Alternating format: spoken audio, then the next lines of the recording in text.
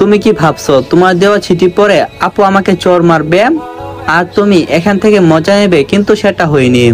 আমি তার ভাই হয়ে গেছি। তুমি এসব লিখছো, মনে তো হয় না যে এখানে পড়াশোনা করতে আসো, বড়লোক বাবার টাকাগুলো ধ্বংস করতে আসো। তখন ঈশা বলল, বাবার নামে একটা কথাও নয়। আমি বললাম, কি ভাবছো তুমি তোমার বাবার টাকাওয়ালা মেয়ে, বড়লোক, তার জন্য তোমাকে আমার ভয় পেতে হবে? শুনো, তোমার মতো টাকাওয়ালাদের কলেজের কোনো দাম নেই। যদি কাল থেকে ভালো করে পড়াশোনা করতে হয় কলেজে আসবে। আর হ্যাঁ, এটা শুধু আমার কথা না, পুরো কলেজের কথা। আমার কথা শেষ করার পর সবাই হাততালি দিচ্ছে, এবং কি স্যারেরাও। আর ঈশা মাথা নিচু করে গালে হাত দিয়ে দাঁড়িয়ে আছে, সাথে বান্ধবীরাও। মনে পড়ে কালকে আমাকে এমন ভাবে রাখছিল, আর আজ আমি তাকে এমন ভাবে অপমান করলাম। ঈশা তার বান্ধবীদের সাথে কলেজ থেকে চলে গেল। আমি বাসার দিকে আসলাম আপুকে বিদায় জানিয়ে। ওইদিকে ঈশা বাসাতে গিয়ে রাগে ভাগ হয়ে আছে। ওর বান্ধবীরা নানান কথা বলছে। কিরে ঈশা, এখন কি করবি ভাবছিস, নাকি আঙ্কেলকে বলবো? ঈশা বলল, না থাক, বাবাকে বলা যাবে না, আমার ম্যাটার আমি সামলে নেব।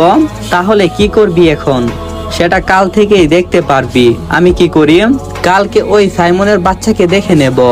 আপনারা হয়তো ভাবছেন যে সাইমনকে কলেজে ভর্তি হওয়ার জন্য নাম চেঞ্জ করা হয়েছে।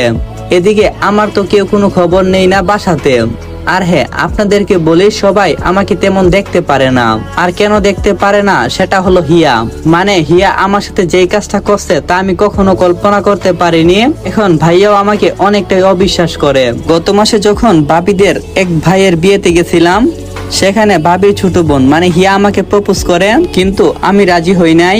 পরে সে আমার রুমে ঢুকে চিল্লান দেই আর বাসার সবাই আসে। আমি নাকি তাকে জোর করে কিস করতে চাইছিলাম, তার শরীরে হাত দিতে চাইছিলাম। এরকম একটা মিথ্যা কথা বলে আমাকে ফাঁদে ফেলে। আর আমার পরিবার সেটাকে সত্যি মনে করে। আমার কথা কেউ শুনেনি। আর হ্যাঁ, বর্তমানে আমার হাতে সেই চাকরিটাও নেই। আর সেটা নিজ ইচ্ছায় ত্যাগ করছি আমি। কারণ আমি আবার চাই নতুন করে সবকিছু তৈরি করতে। আমার কাছে সবকিছুই হইব, শুধু একটু ধৈর্য আর সময়ের দরকার। পরের দিন আমি কলেজে গিয়ে একদম চমকে গেলাম। এই আমি কাকে দেখতাছি? এটা কি ঈশা নাকি অন্য কেউ? অবাক হওয়ারই কথা। যে মেয়েটা সবসময় মডার্ন ড্রেস পরে আসতো, আজকে সেই মেয়েটা শাড়ি পরে আসছে। সত্যি বলতে ঈশাকে আজকে অনেক সুন্দর লাগছে, পরীর মতো লাগতেছে। আমি নিজেও আবার যেন তার প্রেমে পড়ে গেলাম, কিন্তু প্রেমে পড়ে কোনো লাভ নাই। আমি একটা ক্ষেত, আমার সাথে কে বা প্রেম করবে? সেদিন প্রপোজ করে যে অপমানটা হয়েছি, আজকেও সেটার কথা মনে পড়ে। একটু পর তাকে আর দেখা যায়নি, কই যেন মিলিয়ে গেল। কিন্তু তাতে আমার কি? কি খবর সাইমন, কেমন আছিস? তোকে তো আজকাল দেখা যায় না। আমি বললাম, কি যে বলো আপু?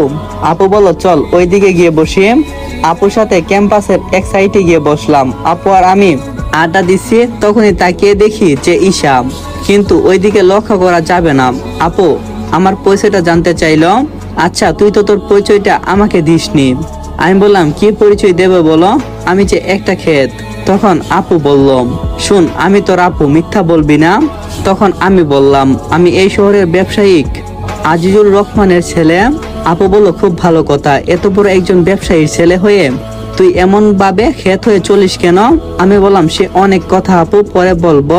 তখনই আমার সামনে অবিশ্বাস্য একটা ঘটনা ঘটলো। সেটা দেখে আমি আর আপু দুইজনই অবাক হয়েছি। ঈশা আমার কাছে এসে বলে,